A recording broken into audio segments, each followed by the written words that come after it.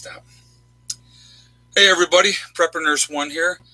Crazy day here at the Homestead. I got my tea, ready to rock and roll. So I got to tell you what happened here. Right now, we are sitting at minus 10 degrees at 8 o'clock at night. And that's before the wind chill. So it is definitely chilly. And the wind is really blowing up there as well. So it's crazy. So it's so cold. Now, usually we run on solar as long as we possibly can every day. And then wintertime is the one time of the year where we really have to switch it over and use the generator. We have to use the generator backup. So we don't want to bring the batteries down too low. So I went out and was trying to get the generator going, and that generator just was not going tonight. It's just too cold and it's not going. So I'm like, okay, maybe if we wrap it up, and stuff like that. And then my daughter says to me, well, Dad, why don't we just bring the generator in the house and put it in front of the fire? Oh, duh. Right? So great kid. She's, I'm okay. Just so you know, I'm in my defense. I am sick. I don't feel really well. Excuses. Yeah. I already gave you credit. So, come on over here and let everybody. I look bad today. No, it doesn't matter. So anyway, we're going to be doing an upcoming show where Heather, there she is. The camera's here, so you got to come like this way. There we are. I look bad today. I haven't done anything. We're going to do an upcoming show. Heather's going to join me, and in that way you guys can ask her some questions and stuff like that, too, if you want to talk to a teenager about living off-grid. So she's definitely going to be doing that as well, just so you know. So anyway, so we got the generator right now is sitting in front of the wood stove, and hopefully within the next hour after doing the show, because right now we're on solar, we're going to fire it up, and hopefully it'll start. It should. After sitting in front of the fireplace for an hour, it should start. But it is cold, guys. I mean, it is freaking really. I mean, the wind is really blowing out there too. I don't know. Well, hon? Well, I already said that. Yeah. So the air temperature right now is minus 10 degrees outside, and then with the wind chill, I'm probably thinking it's probably at least minus 30, if not more. So we're going to talk about this vortex that come down here, this polar vortex. It's hitting a good portion of the United States, and I think 75% of people in the U.S., they said, will be below freezing because of this solar vortex. And, we've had cold snaps before, obviously. It's January in New York, and so we get cold weather. But these really bad cold snaps like this are not the norm. They're really not the norm. So, again, excuse me. I don't feel well. I started hacking and coughing yesterday. I did take some medicine, so hopefully I don't hack too much with you guys. My nose is running a little bit. I'm getting a little stuffy. So, and I blame that. I took my daughter to the doctor's on Wednesday. Excuse me. And I think that's where this happened, to be honest with you. So, fun times. Okay, so a couple things before we really get into everything here. I'm asking everybody to please be kind to each other in the comments. Let's not be rude or anything like that. Be respectful of other people's views and just, a healthy debate is fantastic. I'm not going to deal with or tolerate any kind of nastiness in the comments. So just so you know, I have moderators that watch everything, and they will delete anybody that is going to be negative or nasty. Okay. So that being said, what else was I going to tell you guys? Right now, on my website, I'm doing a 20% off sale. The discount code is Summer Please. So if anybody's interested, preparedness1.com. Everything off the Legacy T-shirts and coffee mugs, everything is 20% off. So if you're interested, please feel free to go and check that out. Okay, so got that part out of the way. So how is everybody doing? I just see San Antonio cutting in. Hey there, San Antonio. I bet it's warmer down there where you guys are. All right. So if you have a question, I'm going to ask you to please put it in all cap locks. Yeah, Canada, drummer girl. I bet you guys are used to that kind of weather. I was talking to a friend of mine up in Canada, and she's dealing with really cold weather where she's at. And she is north of Toronto. So it's definitely very, very cold up there. So where I think Toronto from Rochester, New York, Toronto is, I believe, about a 3-hour drive. So, it's definitely much colder up in Canada. You guys are used to it, but we're not down here. And, even for us catching this kind of cold snap. And it's weird, too, because Now we're having a really cold day today, really cold day tomorrow. Then Friday, I think the high is going to be like 18. And then on Saturday, it's going to be in the 40s. And Sunday, it's going to be in the 50s. Crazy, crazy, crazy weather. So I know anybody up from Michigan way, I know you guys up in Michigan are getting hammered up there. Illinois is as well. I know that the temperature is just really, really bad. How many gallons of gas do I use on an average winter day? It really depends, guys, on how much I run the solar, how much power we get in from the solar. If we have a decent solar day, I run the generator very, very little. On days where we get hardly anything, I may run the generator for 8 hours. And if I run the generator for about 8 hours, we're looking at probably about 2 gallons of gas in the 8-hour period, if that's the case. But like I said, if we get a decent day solar wise, like today, we actually, believe it or not, as cold as it was still a very decent day solar wise. So we really did bring in decent power that way. PEX in the house, yes, I have PEX in the house. I have not had any issue with freezing pipes. Last year, we had hit minus 15 degrees, and I have my plumber did all my plumbing for me outside, and I've not had any kind of problems with burst pipes or anything like that. We're really, really well insulated here as well, which makes a huge, huge difference. I actually, believe it or not, I have the window over here is open.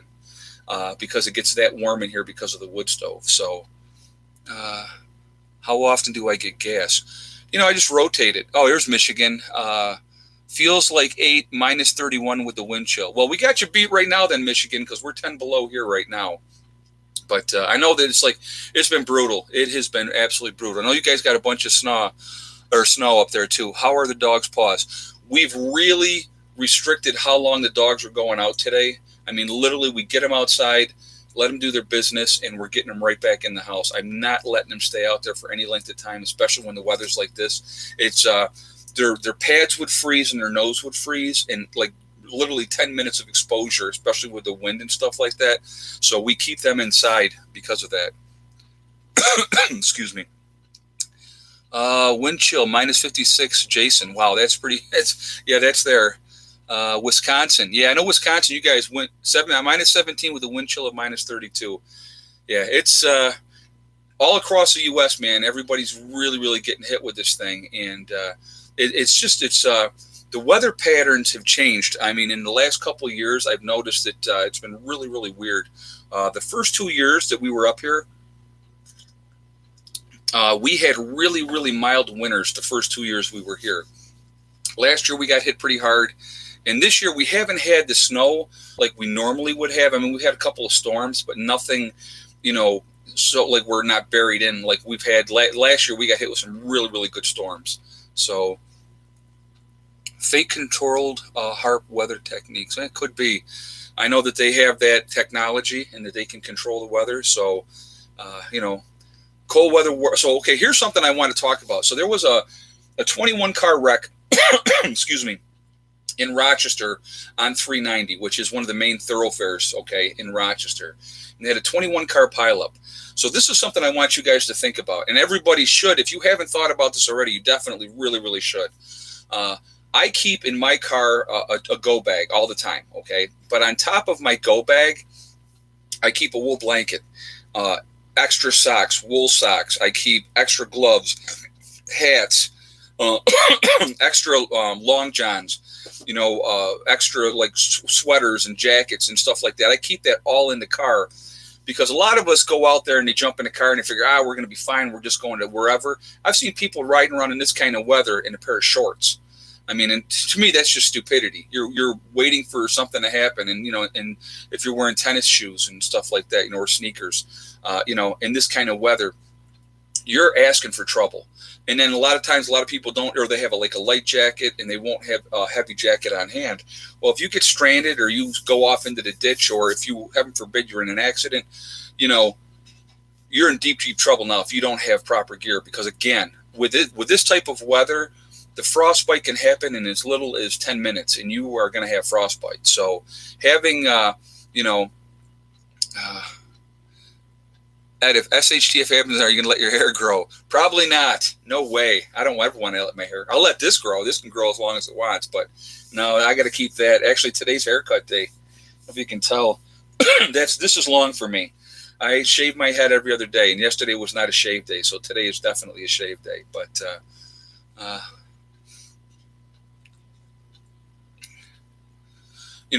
but as far as having things in your car, please do have extra water, have extra food.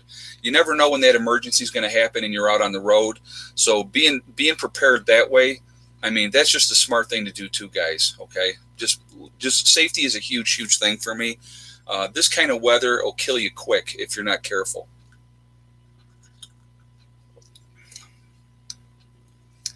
Mountain girl, I have very long hair. Yeah, well, I used to actually have long hair back in the day.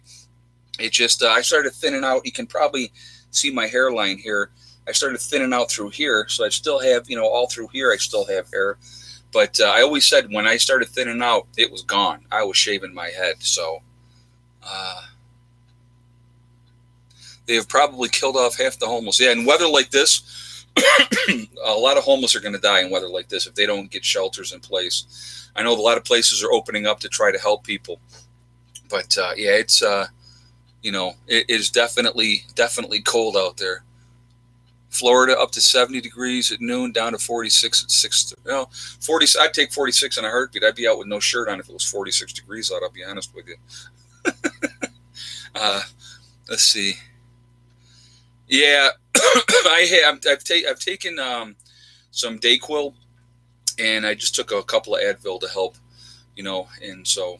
Hopefully that's going to help me with this. Like I said, I usually run a course pretty quickly because I don't really get sick very often. I don't think I got sick at all last year, but it just kind of hit me yesterday, and I've been coughing a little bit and stuff like that. And I don't like being sick. I'm not a good sick person.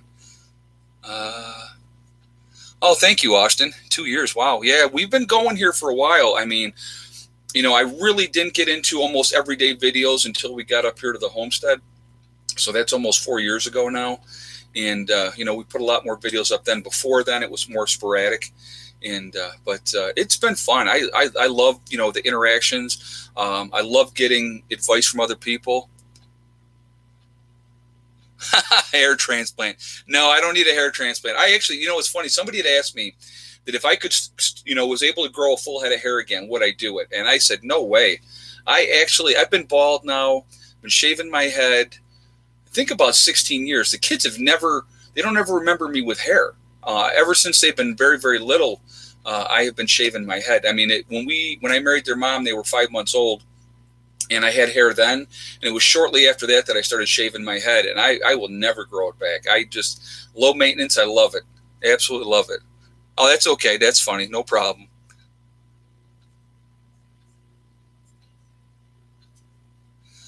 Yep, older people didn't ask for help, got locked out of their home. That's terrible. You're gonna see a lot of people that are froze to death, guys. There's power outages, any kind of power outages. You're gonna see people that are gonna be passing away because they're gonna freeze to death in their own homes. I mean, think about this type of weather that we're having right now in a grid down situation, and the power wasn't going to come back on for any length of time. How devastating would that be if you don't have a wood stove? Yeah, I know. Being a nurse and being sick is not fun. But you know what the worst part is? Now I'm retired now, and I think I told you guys that I retired last year from nursing. When you were sick as a nurse, and they still wanted you to come in and work. They don't care if you're sick or not, and because patients still got to be taken care of, and all these facilities are so short-staffed. Hospitals, nursing homes, wherever you're at, they're very short-staffed. So you're going to have a lot of times. You're going to have nurses that are really, really sick and probably should stay home, but they're given that ultimatum. You either get to work or you don't have a job. And that happens a lot. It really, really does. They really hold it against you. I have a wood stove and it's still cold. Man, not here. I'll tell you what. I have a country hearth wood stove. And this wood stove, we have a 14 by 40 is the length and width of our home. And it is so warm in here most of the time. Now, I'm going to tell you right now, this type of weather, I have the damper open a lot more, so it burns a lot hotter. If it's not as cold as this, I'll back it, put the damper back in. so that it is, it doesn't burn as fast. But in this type of weather, we got it pretty much wide open, and it's very, very comfortable in the house. And like I said, I have the window open over here. We have the kitchen window cracked. We don't have them wide open like we normally would, but they're definitely blackberry brandy and hot tea. Oh, I got my hot tea. Got my hot tea, guys. So I'm definitely, and I got my honey in the tea as well. Okay, so let's see here. Anybody got any questions you would like to ask? You're right. Gas generators would not work, excuse me, in an EMP. Anything, guys, that has any kind of electronics in it is going to be done.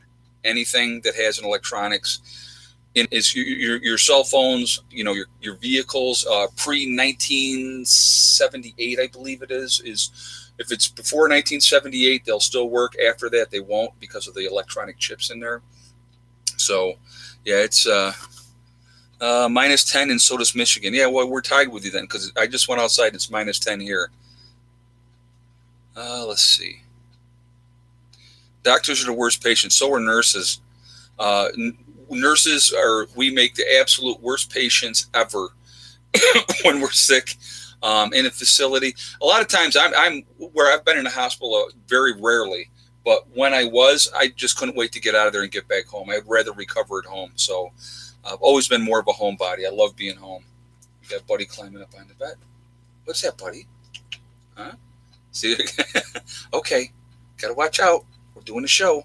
Good boy. All right. Oh, there he goes again. Chemtrails affecting your solar panels. I think it does to a degree. When you have, a clear blue sky, and then they come over and they fly over, and those things all spread out then, and it starts blocking the sun out. It's not obviously good for the panels at that point. So, yeah, definitely I think it does affect it. And the people that say that there's no such thing as chemtrails, there's contrails and there's chemtrails, and there's a big difference. If you watch the sky and see how it happens, you're definitely going to see the difference in that. I've seen it, and it was never like that when I was a kid. Geoengineering, you got? Oh well, yeah, they're definitely doing that. Let's see. Do you think the cold snaps are going to get worse as I think you meant time goes by? I do. I think we are definitely into the grand solar minimum. If you want to really get good information on that, go to Diamond. At the Oppenheimer Ranch Project, he talks about that a lot. Really, really knowledgeable about that. So I'm going to give him a little bit of a shout out. Come on, buddy, stop. I'm going to give him a little bit of a shout out there. Great information on that. And, the planet, the temperature is changing. Here, the thing, I think a lot of people, they were doing this whole big thing, global warming for years. And Al Gore was talking that by like 2016, there wouldn't be any more, snow caps or anything like that. And the planet goes in cycles, guys. It has for millions and millions of years. We just have been on this planet for such a minute amount of time. And think about our technology to be able to figure stuff out in the last 100 years, or not even realistically, to be able to kind of really monitor things and figure things out. So the planet goes in these cycles. It's going to have periods where it's going to be really warm, and it's going to have periods where it's going to be really cold. And I personally believe we are heading into that cold snap. And so that's why, I'm sorry, I'm a big believer in having greenhouses, especially where I live, so that I can take advantage of trying to grow as long of a period of time as I can, and take advantage of that to try to grow as much of my own crops as that I possibly can.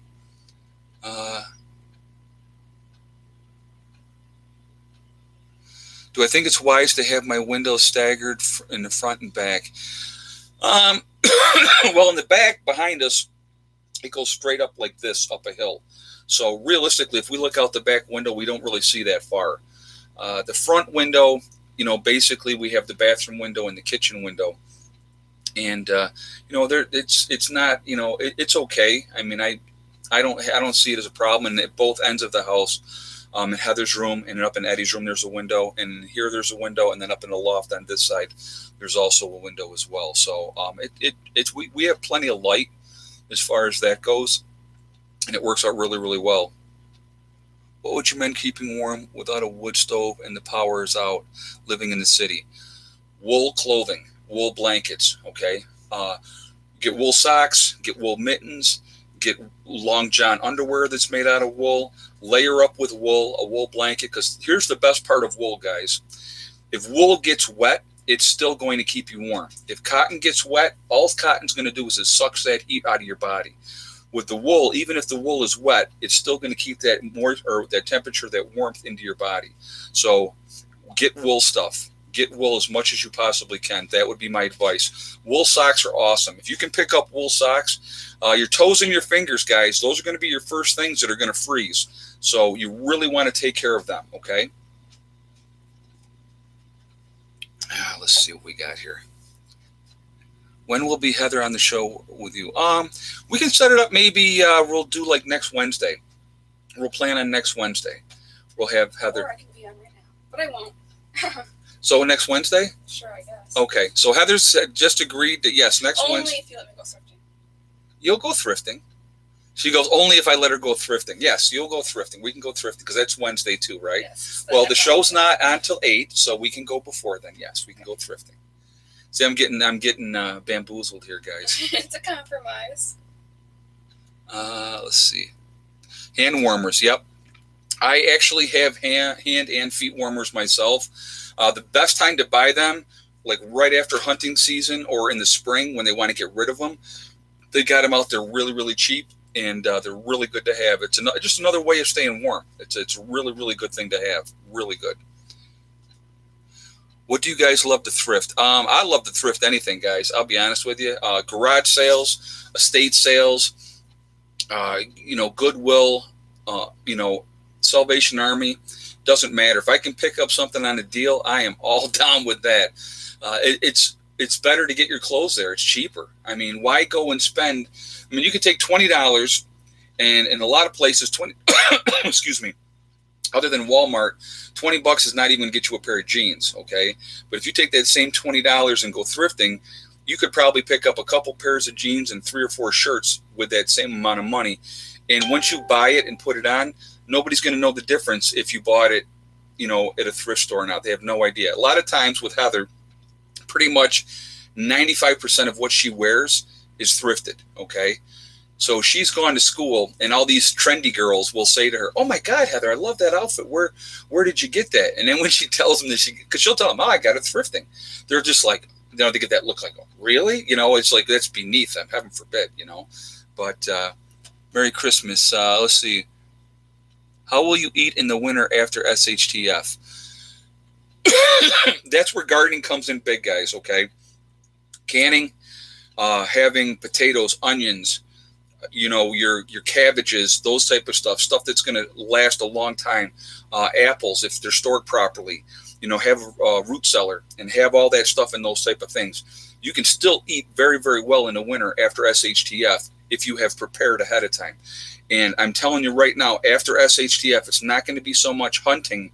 It's going to be gathering. Gathering is what's going to keep you alive. So gardening, wild edibles, knowing what is edible plants and preparing, and when it's fall, getting as much as you possibly can on hand to get you through that winter. So that's what's going to make a big, big difference after SHTF. Okay, so think about that. Knowing what you're looking for too, having the books and having the knowledge to know what you're looking for. Oh, thank you very much. I appreciate that. I'm going to try. I'm trying to. It's like right now I feel like crap. I'll be honest with you, but that's okay.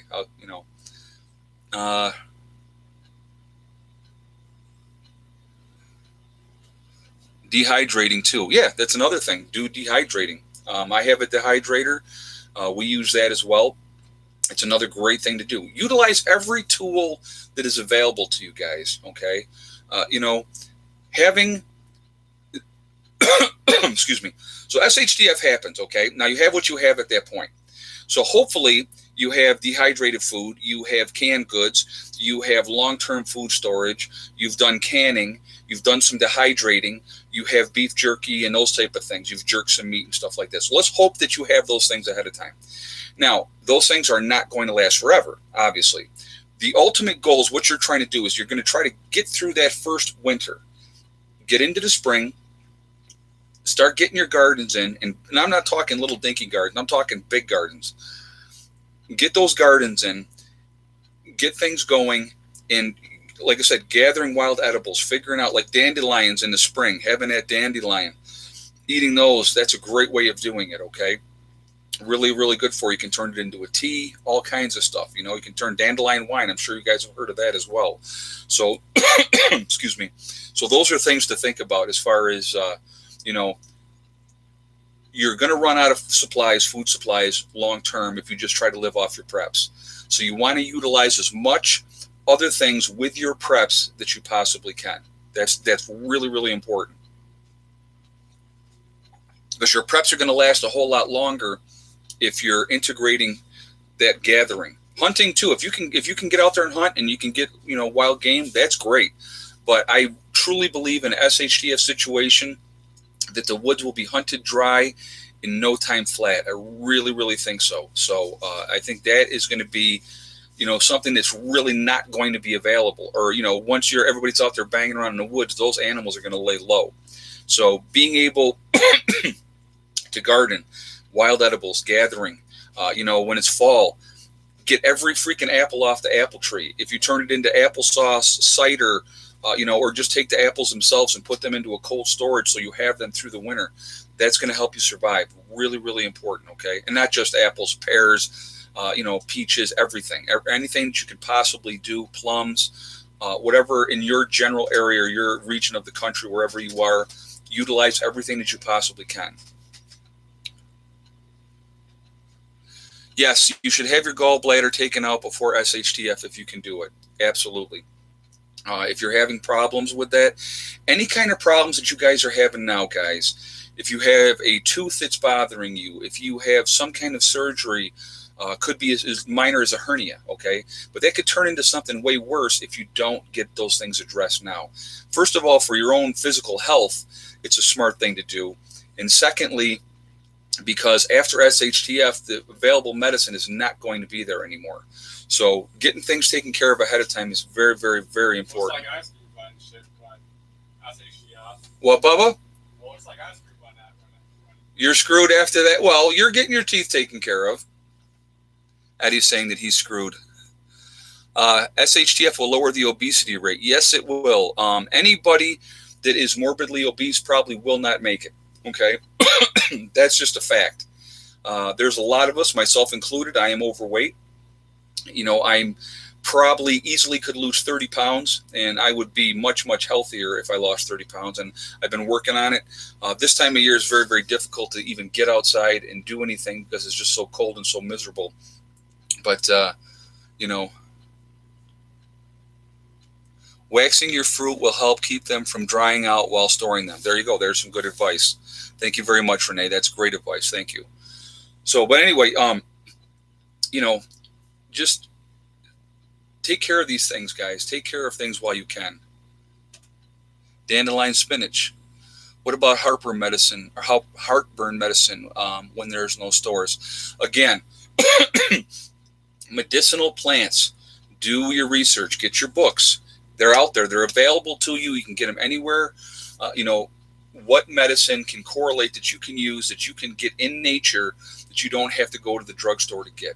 And look that up, find out what works, and get that information. It's smart to do it now while you can. Because after SHTF, guys, that information, you're not going to go on the internet and get anything. You really aren't. It's not going to be available, okay? Need a smokehouse to keep meat. Yeah, having a smokehouse is great. You know, like I said, jerking beef, drying that meat out. That's going to be really, really important. Long-term stuff, being able to do these things. The thing that I wanted to talk about,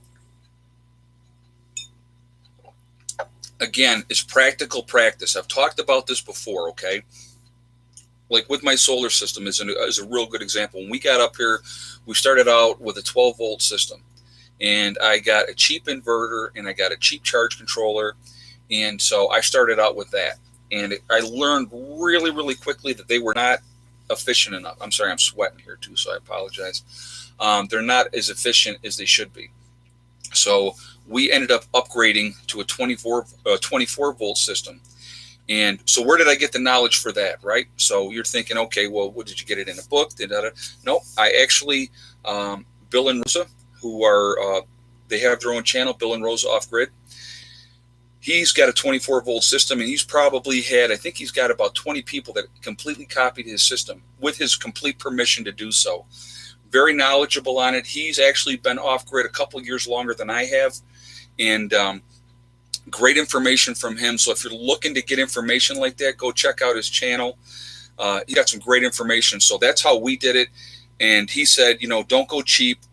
Buy quality stuff the first time, because you end up paying for it in the long run anyway. And that's really, really important. I want to tell you that too. Don't get the cheap inverter. Don't get the cheap charge controller. Go ahead and spend the money once, and then you don't have to do it again. Because I'm going to tell you what, otherwise what's going to happen is you're going to buy the cheap one, realize it's not as efficient, and then you're going to eventually go out and buy the more expensive one. So you're throwing money away by doing that, okay? Calibrated vehicles for an EMP. What weapons personally do I use to defend my family? All right, as far as vehicles that are EMP proof, I don't have any here on my site. My neighbor who lives behind me, he has several, and so we have talked. We're going to work together.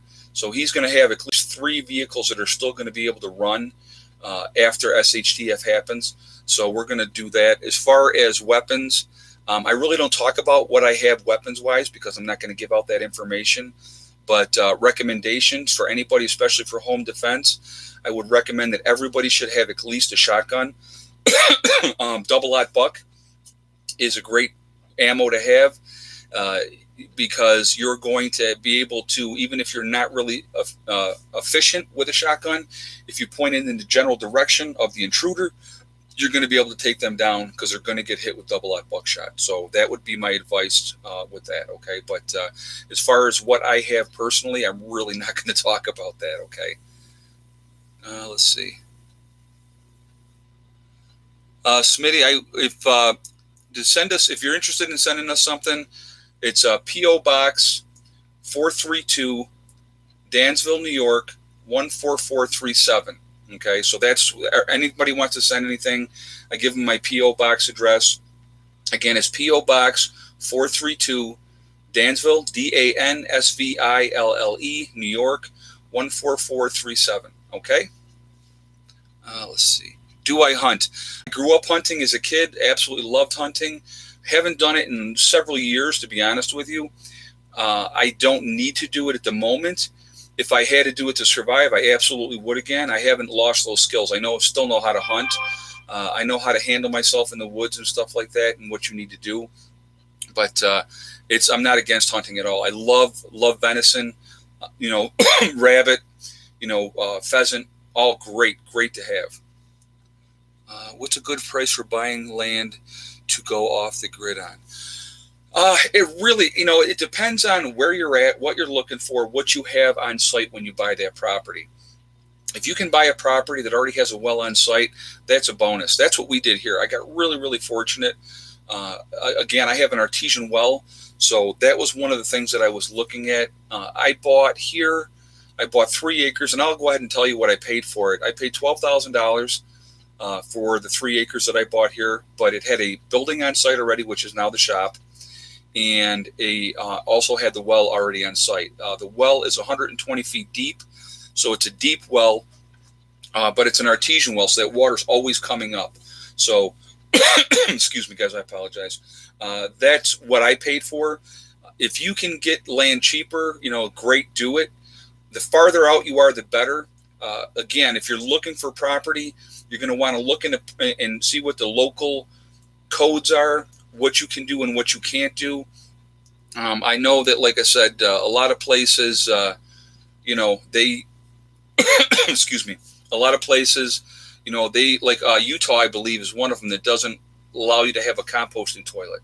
So, that's something to think about. Okay, so you have to take all those things into consideration when you're looking to go off grid, especially if you have children, because your enemies, people in your family that think you're crazy because you're going off grid, they're going to try to cause you trouble, especially if you have children. So you want to make sure that you have proper septic, and it can be a composting toilet, it can be a toilet in a camper, disposable toilet like that, you don't have to have so much the plumbing. You don't always have to have that, okay?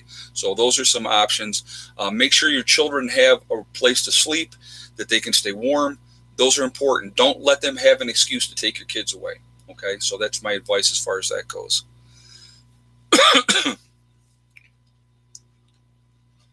Let's see. Did you get your water tested for contaminants when I bought the property? Yes, after I bought the property, I had the well tested.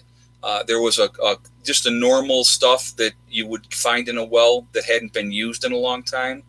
And so, but we filter everything anyway, just to be on the safe side. So could we drink the water straight from the well? We could. But I filter everything just to be on the safe side anyway. So I have the big Berkey. We do like 6 gallons of water at a time in there. And so we use that for cooking, for, drinking and stuff like that. I saw night vision binoculars at Walmart for $39. How good they are is anyone's guess. Yeah, I would have no idea how good they would be. If you want to take the money and spend that, and try them out. If you can get night vision, guys, the tactical advantage of having night vision is going to be huge. It's going to be way huge. So that's a very, very smart thing to do. I'm really thinking about using wind power. Well, you know what? Like I said, that all comes down to personal choice. Some people are more pro solar. Some people are more pro wind. Other people are more pro hydro if you have the access to water. Well, that's what I mean by hydro, Bubba. Yeah. So he was saying a constant running water, like a water mill or something like that. But yeah, if you can have that access to different options, that's great. I know that once I have my solar squared away and where I want it to be, I will put up a wind turbine as well, just to test it out to see how it is. I'm more pro solar myself, to be honest with you. So, sent you a question, PM1 on Facebook Messenger. For some reason, YouTube keeps trying to block it. That's weird. Let me see.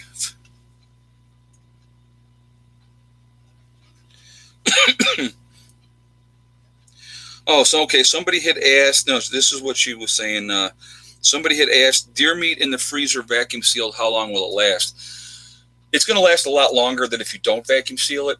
Vacuum sealing is definitely going to help extend the life of that meat. You're going to want to use it still within a couple of years max. Again, with anything that you're going to do, guys, date it. Know exactly when you put it in there. Put it into a rotation so that you're actually using that. And if you're using that on a regular basis, you're going to be fine. Pennsylvania, huh? Ricky Bobby, I like that. I like that name. Yeah, Pennsylvania. There's a joke that we always used to do. We used to call Pennsylvania Pennsyltucky. It was just a joke that we had because I had a buddy of mine live down there, so we always used to bust his chops all the time and say, "Oh, you live in Pennsyltucky, huh?" Speaking of H2O, every bug out bag should contain a life straw or yep, absolutely, a water bottle straw. Yep, absolutely, I agree 100%. And not just that. You should have water purification tablets in your bug out bags as well, so that if you have to purify water while you're on the move, you can put that in there, do your hiking, and after the allotted time period, 4 hours or whatever it is, you can have that water ready to go to drink. So yeah, having a different way. I personally, in my bug out bag, I have a Catadine water filter, really lightweight, less than a pound.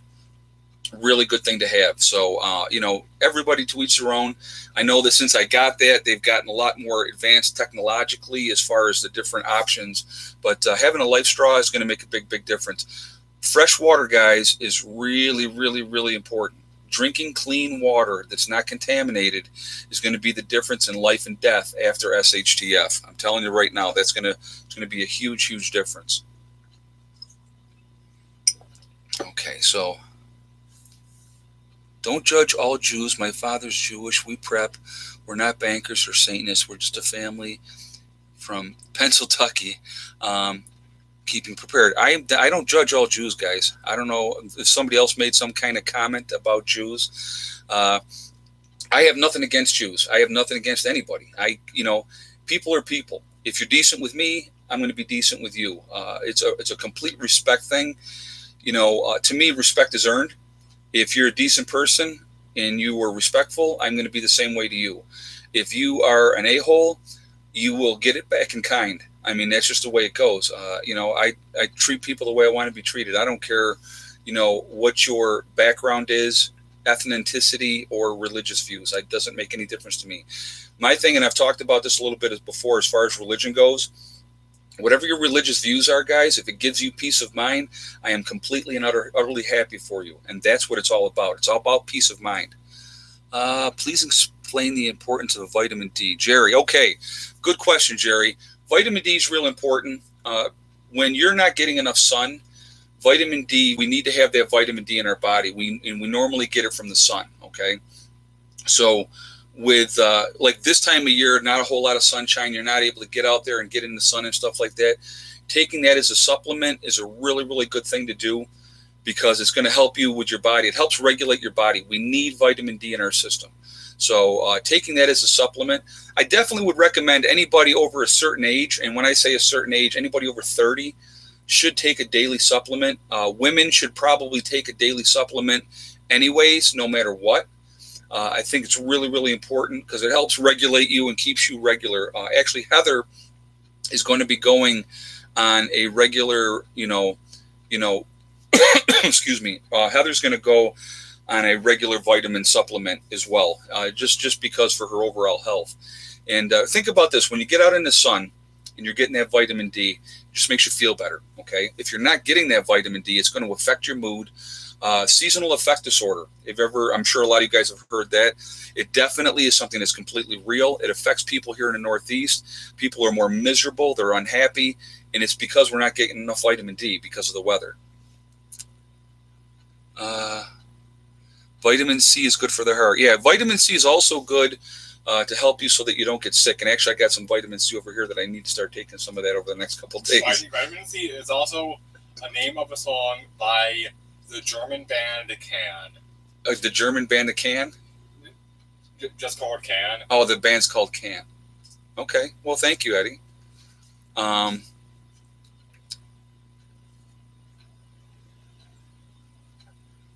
Let's see. Isn't it a sin to peek at heaven? I'm not sure what you mean. You completely lost me with that comment. Zinc tablets are good too. Yeah, like I said, guys, Amish are a good resource for bartering. Yes, they are. Here's what you got to remember, guys. When SHTF happens, life doesn't change for the Amish, for the Mennonites, for those type of people, okay? It goes on the same way that it's always been for them.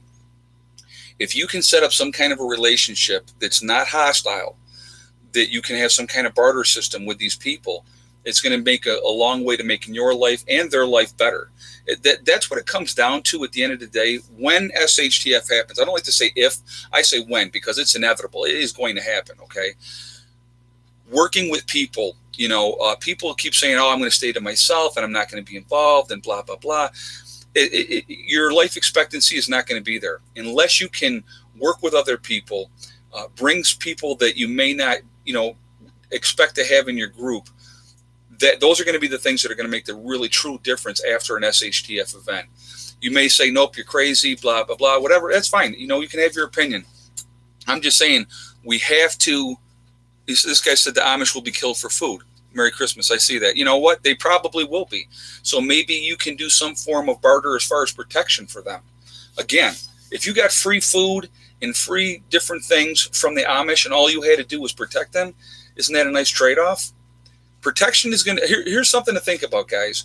In a post-SHTF event, protection is going to be a huge commodity. Huge commodity. So if you are able to put together a group of people and offer protection and trade for services or goods, it's going to be a win-win for both parties.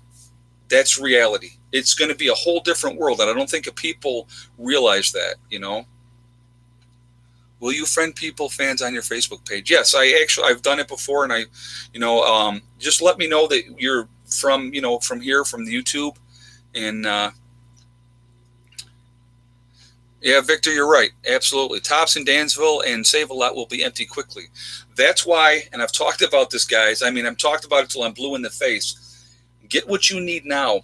When SHTF happens, I'm telling you right now, I am not running to the store. That will be a very, very dangerous place to be. I'm not running to the gas station. It's going to be a very, very dangerous place to be. When SHTF happens, I am hunkering down with my group and my friends and my people, and we're going to try to ride out this storm as much as we possibly can and try to keep a low a profile as we can. And when threats come, we will deal with them accordingly.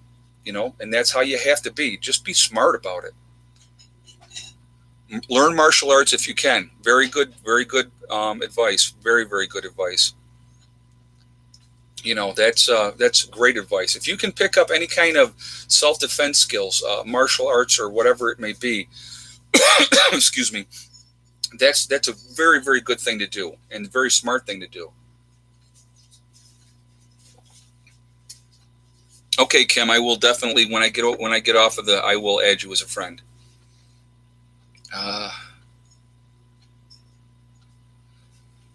My prepping skills came in handy. I had a AA battery when my hubby work thermostat gave out. Well, there you go. You know what? And it's simple stuff like that, guys. Having things back and having preps back, it doesn't have to be a huge end of the world type of situation. It could be your own personal, again, it could be your own personal SHTF situation. We never know what's life's going to throw our way. Life has a way of having a sick, twisted sense of humor. And so, things are going to happen in life. And so, with being prepared for whatever, and that's what I believe in being prepared for. I'm being prepared for whatever. Having different things on hand and being available to me, it's peace of mind. It really, really, truly is. And when something happens, I can act and not react. And again, that's important. It's really, really important. I think a lot of people lose sight of that. If someone knocked on my door after SHTF begging for food, do you help them? Jimmy, I'm telling you, that's a hard call. I mean, it is a hard call. I mean, you basically are going to have to take that on a basis by basis situation. And you're going to have to do what you feel is right in your heart. I mean, it's, if you feel that you need to help that person, then you help them. If you feel in your heart that you shouldn't help that person, then don't. I mean, and there's no right or wrong answer for that. There really, really isn't. And so, that's important. I think a lot of people, it's not about being selfish when SHTF happens. Now, you don't want to short yourself or your group food to try to help other people. Let's put it like this, okay? If you help somebody, you help them out. Now, what happens? They take that food, they eat that food. Now they come back with 2 or 3 other people, and everybody wants some more help. Can you have that? Are you going to be able to deal with that, okay? Do you turn them away out of hand right off the bat? Again, that's going to be a basis by basis call. You have to make that decision. If they're bringing some kind of a skill set to the table that can help your group, you might even take them in. So again, you have to really, you really have to make that choice. There's no easy answer. There really isn't on that kind of a question. Let's see. You will need sentry duty and perimeter duty when SHTF happens. Absolutely. Somebody's going to have to be up 24 hours a day. Again, the advantage of having a group is you can go in shifts. You can have people that are more night people. Myself, I'm a night person. Worked nights in nursing for years and years and years because it's a natural time for me to go to bed is 2 or 3 in the morning. That's natural, okay? Whatever. So, excuse me. Being a night person, I'm going to gravitate more to be awake at night. Now, somebody that likes to be a morning person, they're going to want to be up during the day. So again, you have to work together, see, in your group, what's going to be feasible for everybody. You don't want that day person on a night shift and him falling asleep on duty because that could cause you all your life. So that's something to think about too. But there's always going to need to be somebody on watch after SHTF happens. What happened to the Vortex chat? Oh, we started out with it. It kind of always happens, guys. We talked about that in a little bit in the beginning. If anybody has any questions about the polar vortex, I definitely, love to see the comments. But everybody, it kind of goes off the boards here rather quickly. Nothing ever stays on point very long. I went to the grocery store when shelves were fully stocked and people were pushing and shoving behind like animals. Can you imagine what they will be like in SHTF? Yeah, I mean, that's what I'm saying. When SHTF happens, not a matter of if, when SHTF happens, the last place you're going to want to be is the grocery store, the pharmacy, the gas station, because everybody is going to turn into lunatics.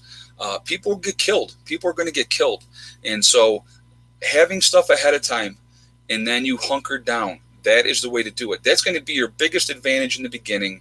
If you can hunker down, ride out that initial storm, it's going to give you an advantage to survive. It really, really is. And it's, or, just getting to your bug out location, with like-minded people, that's going to make a big, big difference.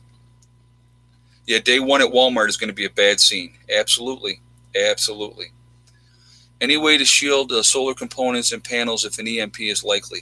Not really. Having backups of everything is really the way you're going to want to go in that situation, because if there's an EMP, everything's going to be fried. I have solenoids, backup solenoids that Brian, one of the guys in my group, had brought up here, and they are in a Faraday bag. It's a little bag that's already, it's EMP proof. So we have backup solenoids for the solar panels already. So that's what we do. Cash is king for the first 2 days of SHTF. You know what? I'm glad you brought that up. Most people today do not even use cash anymore. Most people always have their card. So if we have a grid down situation where nothing is there, you can't take any money out of the bank, you cannot, use your debit card or your credit card or anything, how are you going to get anything in that first couple of days anyway? Always have cash backup. Doesn't have to be a lot. Could, $500, $1,000, just for some cash on hand is a really, really smart thing to do. Okay. So it's, but having it in the bank is not going to help you once a grid goes down, because you're not going to be able to get to it. Oh, diodes. I'm sorry. Yes. Diodes, not solenoids. I'm sorry. Diodes. I think I said diodes, didn't I? I don't know. Maybe I didn't. That's what's in the solar panels.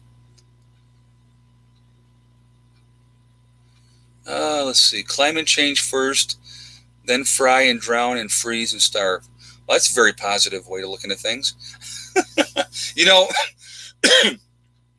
When SHTF happens, it's going to be a nightmare. The first 90 days, I think, will be the worst.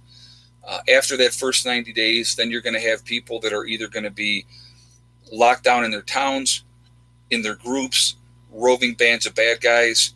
You're going to have centers that are going to be, where there's going to be power, in those type of things. So it really comes down to where you want to be, who you're going to be comfortable with, and hopefully you have some skill sets. And that's one of the things I talk about. You want to make sure that you try to learn as much as you can now to make yourself valuable to any kind of group that's out there. That's really, really important, okay? The panels, the panels themselves will be okay. It's the electronics that are going to get fried, guys. Food preservation after SHTF. How far apart should we have your caches? Food preparation after SHTF, again. You're going to want to try to dehydrate if you can, and you can use the sun for that. You're going to try to stock up as much as you can if you can do cold storage underground. If it's wintertime, collect that ice. Prepare for when the weather's warmer, so it keeps things cool and keep things cold. Those are important things to do. Okay, caches, how far apart? Again, caches. If here's ground zero. Here's my house. North, south, east, and west, in all four directions. At least have 4 caches, one each way. Whatever way you got to run, at least you have something there. Now, do I recommend having more than 4 caches? Absolutely. If you can do it, do it. And you don't have to do it all at once either, okay? Your most likely direction, which you plan, you think I'm going to definitely go north.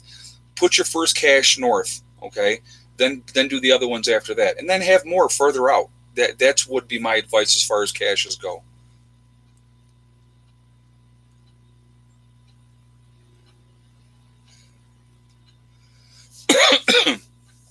Let's see.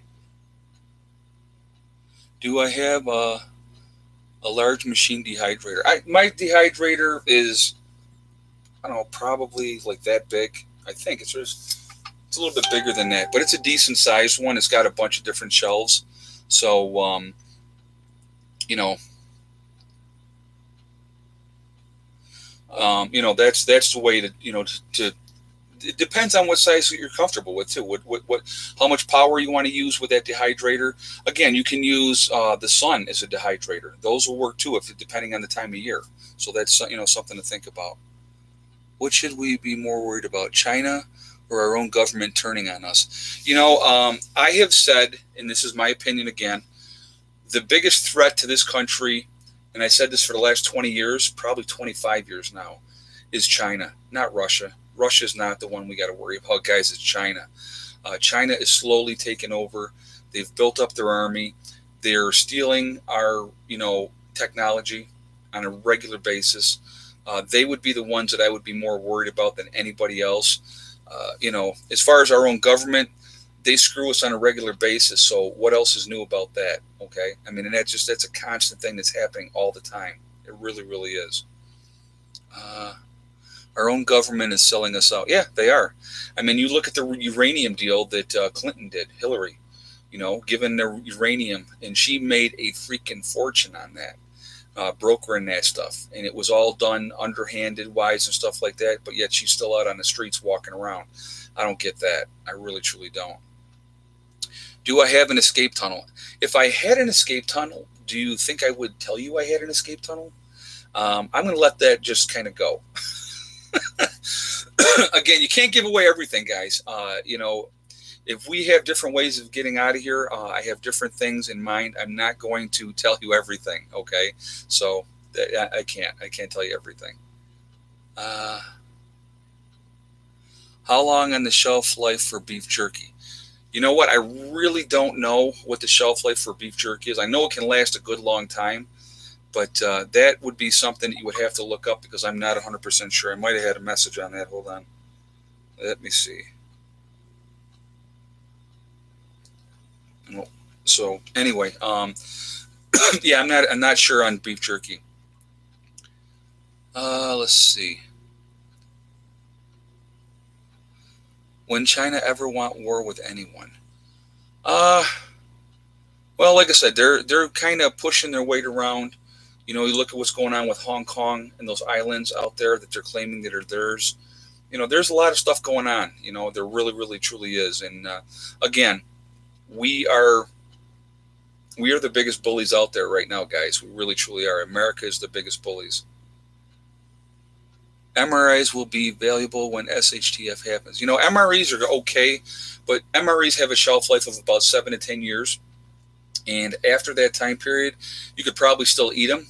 They will taste like crap. I have MREs. I actually have a whole bunch right now that I really need to get rid of because I've had them for a very, very, very long time. Very long time. Let's see. Heating water. Heating water is going to be important. You got to have a way to make a fire, know how to make a fire, heat water that way and stuff like that. That's going to make a big, big difference. So yeah, you really need to know what you need to do. From the UK, do you think we should prep the same way? Absolutely. You guys, you're on an island, and that's what you got to remember too. When SHTF happens, you're definitely going to be isolated once again. And that might not be a bad thing. You sure won't want to be in Europe when things go south. So, but you're going to have your own stuff that you got to deal with on the island itself. And, the guns are there, guys, if you need them. Certain people have them, and stuff like that. But, there's going to be some interesting times once SHTF happens. And I think there will be a huge culling, in my opinion. I think people will have had enough of certain nonsense that's gone on. And I think that there will be a day of reckoning. I hate to call it like that, but that's what it would definitely be. Here in the U.S., overseas, in Canada, there's going to be people that are going to be, definitely looking to get some payback on certain people. And that's all ethnicities, okay? So, just be smart, Hopefully you got a good group of people with you, and you watch out for yourselves and you watch out for other people. Always look out for the victims, guys. Look out for the poor or the weaker if you can. That's just my opinion. Okay. Does not require salt. If made properly, you can make it using an oven. Okay, I did not know that. Let's see. Don't tell anyone your escape route. Also be mindful to showing your license plate on your car. Love your channel. Thank you. Well, thank you very much for the donation, number one. I'm not worried about them seeing the license plate. There's too many videos that have seen my license plate. Anybody that doesn't like me already knows where I'm at. I had a friend of mine showed me. He said, I don't know your address, do I? And I go, no.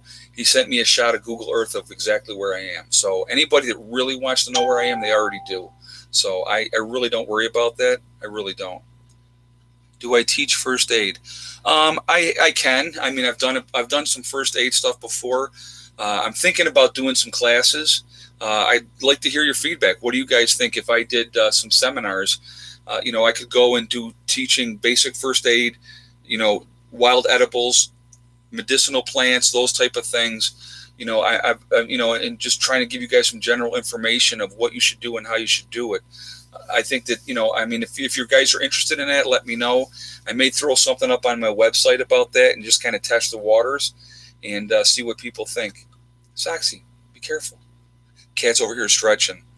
But, yeah, I definitely would like, I've thought about doing that. Now that I'm retired from nursing, I have a lot more free time and I could definitely do seminars. Would you let people into your property for refuge? Again, it would depend on the situation. It really, really would. I can't. My ex-wife used to have a saying, and if anybody watched Baywatch, you know what I'm talking about. She used to say to me, "You can't save them all, Hasselhoff," and that's the reality. You can't save everybody. You can try to do the best you can, but the reality is we're not going to be able to save everybody. I'm not going to risk the people in my group to save a complete stranger that has done nothing. Some people I will try to help. I will be honest with you, but that's what I want. That's what I'm going to do. Okay. Let's see.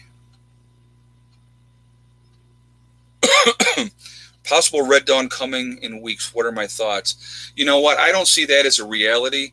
Again, I've talked about this a little bit before. Anybody that tried to invade the United States, we are way too well armed.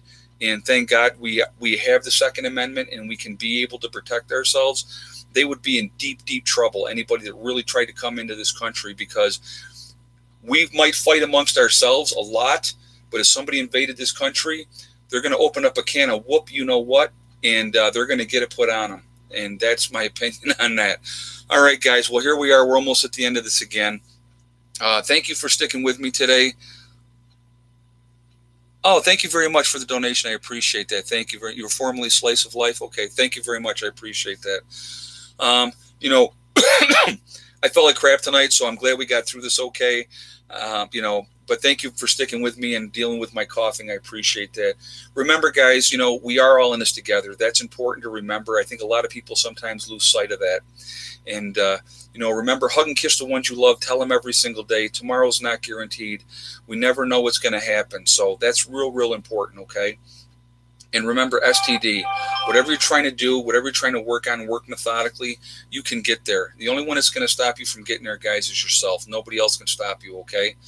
That's important. Stay positive. Stay away from negativity, okay? I know I repeat these like all the time, but they're so, so important. I think people lose sight of that and they forget about that. So I will see you all tomorrow. And again, I'll be on the live chat tomorrow. Friday, and I'll be on the live chat Sunday. We may change the time on Sunday just because of the Super Bowl. I don't know yet.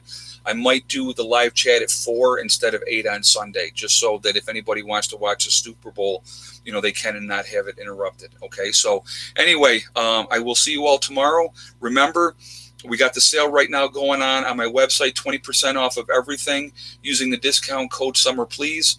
Again, 10 below zero right now at the Homestead, and that's not with the wind chill. So very, very cold day. I will see you guys tomorrow. Have a great day. Prepper Nurse 1 out for now.